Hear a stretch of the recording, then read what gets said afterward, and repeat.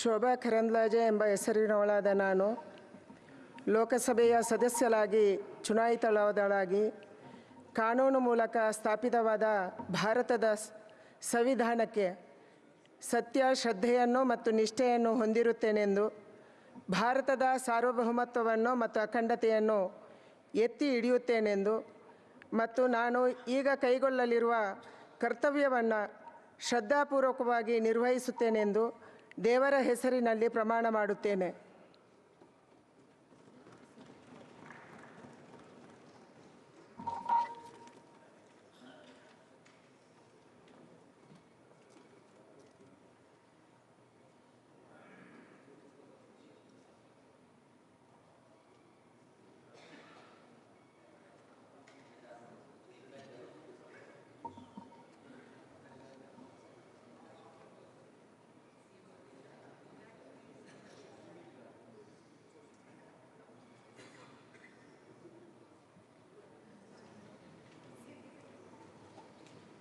ಹೆಚ್ಚಿನ ವಿಡಿಯೋಗಳಿಗೆ ಪ್ರತಿಧ್ವನಿ YouTube channel subscribe ಮಾಡಿ, bell icon click ಮಾಡಿ.